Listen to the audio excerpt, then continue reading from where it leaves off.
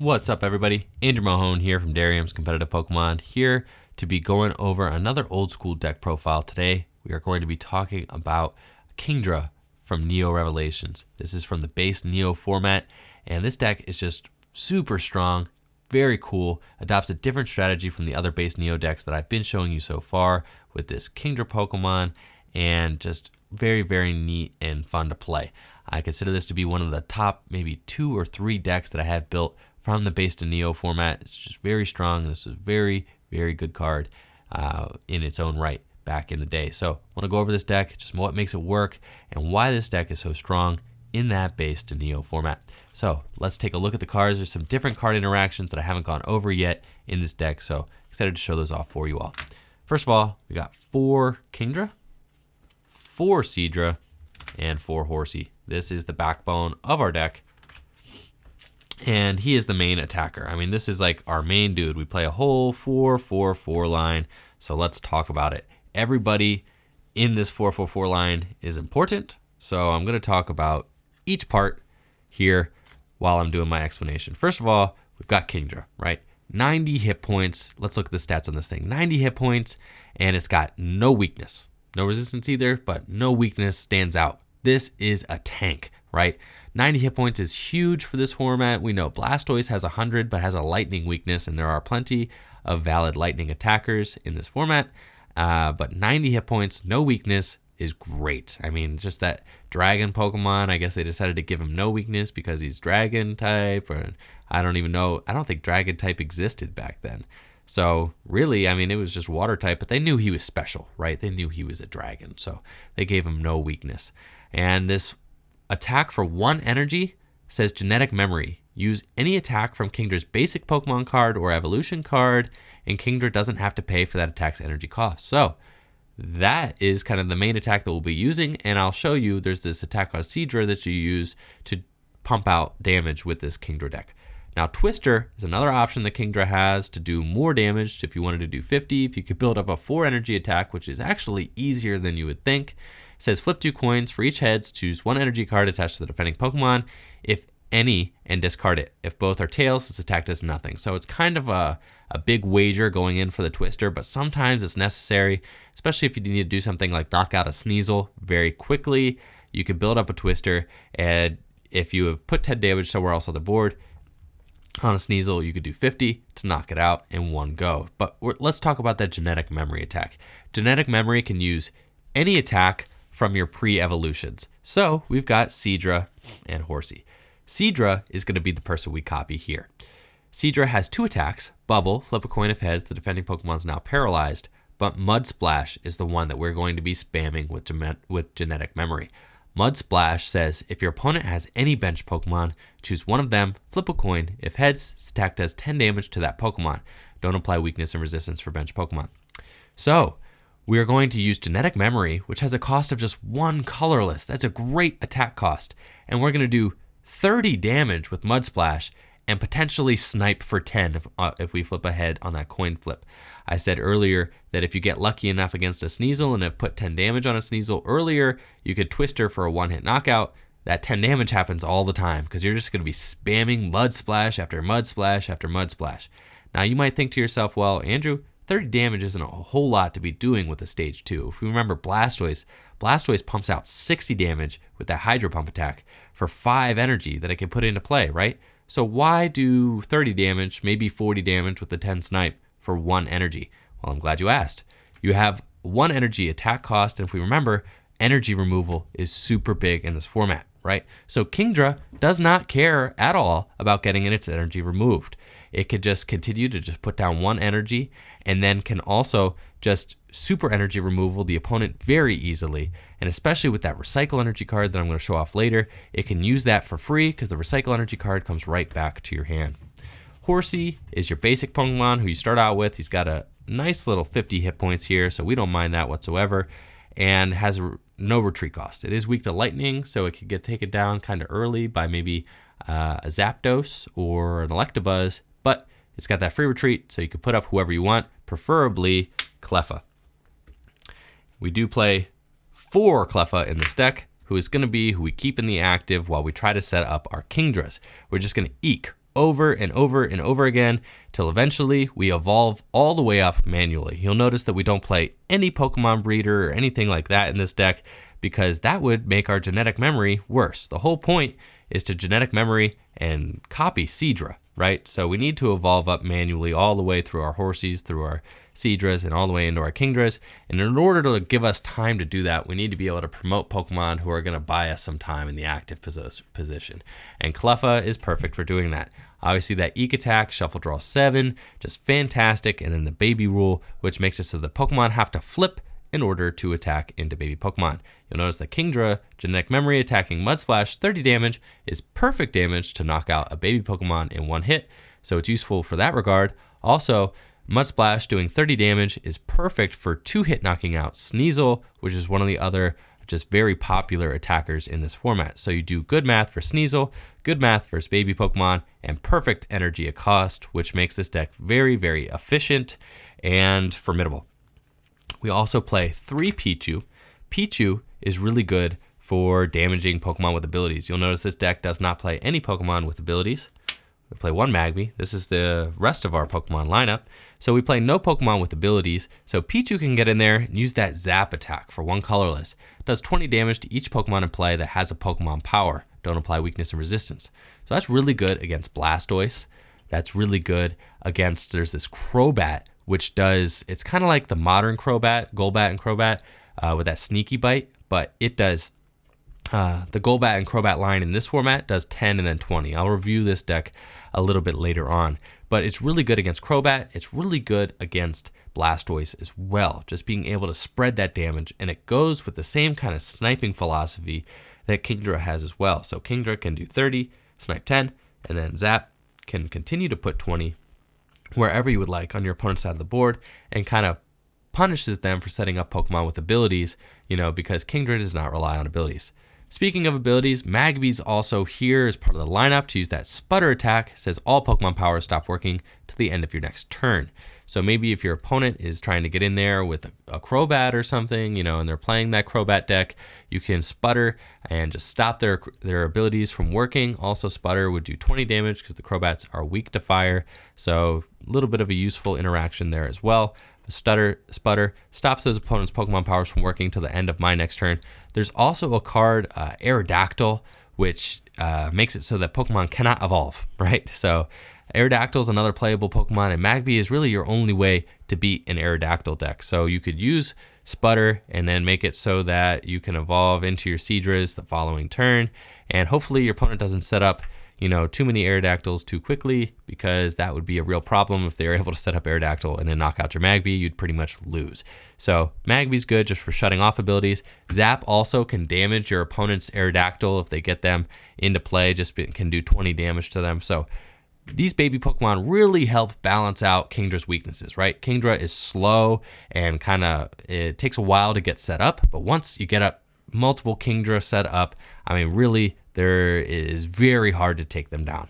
And we're going to go over the trainer cards to see just how the trainer cards work to interact with this kind of awesome interaction you have between Genetic Memory and Mud Splash here, just to do that 30-10 everywhere on your opponent's side of the field. Along with Cleffa, we do play our 2 copies of Professor Oak and 2 copies of Professor Elm in order to draw cards, your basic draw cards, but Cleffa is obviously going to be our main drawer here. We do play 2 copies of Computer Search and 2 Item Finder, just to be able to search out what we want when we want it, and to get back what we want from the discard pile. Obviously, discard 2 cards to get whatever card you want from your deck, put it into your hand, discard 2 cards from your hand in order to get whatever trainer you want from your discard pile, put it in your hand. Just great for kind of picking out resources that you want, getting them back when you need them. Play 4 copy of Focus Band. Now, Focus Band goes amazing with Kingdra. Like I said before, Kingdra is this beefy Pokemon with no weakness and 90 hit points. So what goes great with Kingdra? How about the ability to deny knockouts? Focus Band is a Pokemon tool that reads, if the Pokemon Focus Band is attached to would be knocked out by your opponent's attack, flip a coin. If heads, that Pokemon is not knocked out and the remaining HP becomes 10 instead, then discard Focus Band. So Kingdra could soak multiple hits, and then finally when it would get knocked out, if you could flip a heads, Focus Band goes to the discard, you stay alive with 10 hit points, and then guess what other card we play in this deck to take advantage of that, we play 3 Pokemon Centers. Talk about rage quits. That is the kind of thing that'll make your opponent just want to go ahead, flip the table, and get up out of your, house, apartment, wherever kind of room, card shop you're playing in. They just might want to leave.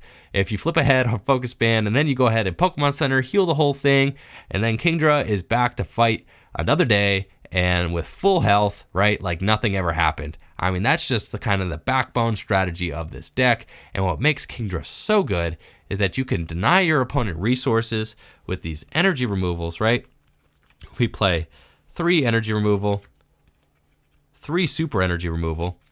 So you could deny their resources with energy removal. Super energy removal, like I said, very usable in this deck since your attack cost is only 1. And then you save your Kingdras from near-death experiences with these Focus Band, heal them all off with Pokemon Center. Pokemon Center reads, remove all damage counters from all your own Pokemon with damage on them, then discard all the energy attached to those Pokemon. Again, you don't care about discarding your energy because you only attack for 1 anyway. There's just a lot of synergy in this deck, and I think this deck just runs absolutely beautifully once it gets set up. And it's just a lot of fun to play. I mean, you keep your Kingdras alive. Your opponent has a very hard time knocking them out. And that's what makes this deck so good, right? Just because of the synergy it has with all of these different trainer cards in this format and the ability to have time to set up because of Cleffa. Of course, to round out the trainers, we do play 2 copies of Lass, being able to just deny your opponent resources in their hand by shuffling all the trainers in your hand and your opponent's hand back into the deck. Gives you more time to set up, and also can just make sure that your opponent's not trying to pull off anything fancy early in the game. You can last them while you eke, and it's just kind of just part of the main strategy of this format. I mean, you're lasting and you're eking, and you're lasting and you're eking. Maybe you want to go in with your Kingdra, and when you go in with Kingdra, maybe you're going in with Kingdra and you're going to attack a Sneasel, right? So you're going to do 30 damage, maybe snipe 10. Maybe you do super energy removal to remove both of Sneasel's energies, and then you last them in the same turn, right? So then you remove all their trainer cards. And now, their resources are kind of shut down. Maybe they can't draw out of it. Maybe they have to then retreat back into their own Cleffa and Eek, and then you can knock out their Cleffa, hopefully, if you flip a heads.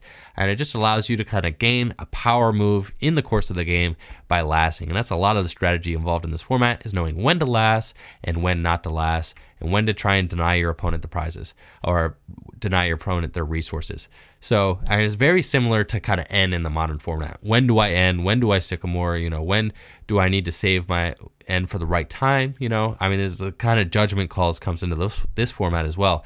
And last is the card you use. Play 2 copies of Double Gust. As we saw, Double Gust is just an awesome card because it allows you to have a switch effect on your own side of the field, but then you can also choose one of your opponent's Pokemon to bring into the active position. Now, Double Gust is kind of like Guzma in that it switches your Pokemon, and then you can also choose one of your opponents, but your opponent chooses which one of your bench Pokemon to switch into the active. Now, the reason we play that is because all of your bench Pokemon pretty much have free retreat. The only Pokemon in your deck that don't have free retreat are Kingdra and Seadra, but you don't really mind them coming into the active because they're going to be able to attack relatively easy anyway. So most of the time, your opponent's either going to be choosing to bring another Kingdra active, or they're going to be choosing to bring a baby Pokemon active. And since it's your turn, you could just retreat back into whatever you want, or you could just attach an energy to the Kingdra they bring up and attack with that Kingdra anyway. So Double Gust, very useful, just like Gust of Wind, except giving you a little switch effect as well, just in case you need it. Play 1 copy of Nightly Garbage Run. It's that Super Rod-like card. Choose up to 3 basic cards, basic evolution, basic Pokemon or evolution cards, or basic energy cards from your discard pile. Show them to your opponent, shuffle them into your deck. Obviously, we play an evolution deck with a lot of evolution lines, so Nightly Garbage Run is good just to throw those resources back into the deck if we should need them. We also play 3 Stadium cards. We play 2 copies of Energy Stadium. So like I said, we have a lot of different things in this deck that remove our own energy, right? We have Pokemon Center, which removes our own energy from our Kingdras to heal them. We have Super Energy Removal, which removes energy from Kingdra in order to deny the opponent energy. And then also, our opponents are going to be energy removaling us as well. So Energy Stadium just says once during each player's turn before they attack, that player may flip a coin. If heads, that player puts a basic energy card from their discard pile into their hand. So yes, it does help out the opponent, but it keeps us kind of, drawing energy throughout the course of the game. Plus, we want Energy Stadium just because we need some sort of stadium to be able to counter opponents' Sneasels. If they're playing Chaos Gym, we need something to be able to counter Chaos Gym. So we do play 2 Energy Stadiums just to keep that energy flowing throughout the course of the game. Sneasel can't take advantage of it because Sneasel plays all special energy, so this only allows you to get back basic energy. So Sneasel can't really take advantage of your Energy Stadium anyway, so it's a nice little counter to Sneasel there. And then we do play 1 copy of Narrow Gym. This is a cool stadium. It has a very neat effect. And so let's take a look at it. It says no player may have more than 4 Pokemon on his or her bench. So first of all, good against Sneasel because it limits them to 4 Pokemon. But it says when this card is played, if a player has 5 Pokemon on their bench, that player chooses one of them and returns it and all cards attached to it into their hand, right? So you would, if you had 5 Pokemon in play, say you have 5 Pokemon in play, and one of them is a very heavily damaged Kingdra, right? It's got 80 damage on it. If you put Narrow Gym into play, and this Kingdra with 80 damage on it is on your bench, you can bring that Kingdra and all cards attached to it up into your hand. So it basically is just like a free heal card if you have 5 Pokemon in play, which is super cool. You know, nice little effect there, allowing you to completely heal a Pokemon. Goes right along with the logic of this deck. You know, right along with the Pokemon Center, you know, the Focus Band. I mean, it kind of jives with everything so well. And since you get to bring up the entire Kingdra line into your hand, you could just put the Horsey back down and start evolving this thing up again after you scoop it up. So, nice little effect there. These are the trainer cards for the deck. I hope you guys could kind of see how they all kind of interact together to create what I consider to be one of the most powerful decks in this base Neo format. Now let's take a look at the energy. We do play 4 copies of Recycle Energy and 7 Waters. And these are all shadowless Waters I was able to get. So pretty cool looking. You can tell maybe they're a little lighter. So pretty stoked on that. But these Recycle Energies are the real star of the deck. Let's take a look at these. I'm going to bring a Kingdra out just so I can use them for example. Recycle Energy says Recycle Energy provides colorless energy, and it doesn't count as a basic energy card. It says, if this card is put into your discard pile from play, return it to your hand. Recycle Energy obviously pairs extremely well with Kingdra's Genetic Memory. You see the cost of Genetic Memory is just a single colorless. Great, because that's all Recycle Energy provides, right? So you could have that, and then guess what? Say you use Super Energy Removal, right? And you're going to discard your own energy from Kingdra in order to discard 2 energy cards from your opponent's Pokemon. So you would discard the energy from Kingdra. However, because it's a Recycle Energy, it doesn't go to your discard pile, comes right back to your hand. So you use the Super Energy Removal, the Recycle Energy comes off of Kingdra back into your hand, and then guess what? You put it right back down, and you continue to Genetic Memory for that Mud Slap attack, which is just super Mud Splash attack, excuse me. But which is super like insane, right? I mean, so like you could basically use your Super Energy removals for free because of the Recycle Energy. You know what else you get to use for free is that Pokemon Center. That's right. So you can use Pokemon Center, right? Heal all the damage from your Kingdra. The Recycle Energy would go to the discard pile, but it doesn't. Since it's a Recycle Energy, comes back into your hand. You can put it right back down on the Kingdra and continue using Mud Splash for 30 damage, 30-10, 30-10, all over your opponent's board. So that's just super amazing. Recycle Energy is just like the best energy in this deck, and it's one of the best cards in this whole format. I mean, it's just super amazing and just jives really well. I think Kingdra takes just the best use of Recycle Energy throughout any deck in base Neo format. I mean, it feels like Recycle Energy was more or less made for this deck. We also play 7 Water Energies. We can power up that Twister attack if we need to, but also just good for that that Energy Stadium. We can get the Waters back from the discard pile, even though we're discarding them with things like, you know, Super Energy Removal sometimes, or maybe you have to computer search some away or item finder some away. You could get them back with that Stadium card and just continue attacking. And like I said, you can also build up that Twister attack just to be able to bust out 50 damage if you need some sort of Hail Mary play to knock out something big relatively quickly. So that about wraps it up for the Kingdra deck. Thank you all for watching. Make sure to like, comment, and subscribe. Let me know what you think of these old school deck profiles. I will be trying to get some matches in with these shortly, as soon as we get a stream table built up. So if you want to see some matches of these old school decks, make sure you go bother Darium, let him know, build Andrew a table, right? So Andrew can finally start to film some of these matches for you all and put them to work for the channel. So thank you all for watching. Take it easy. Peace.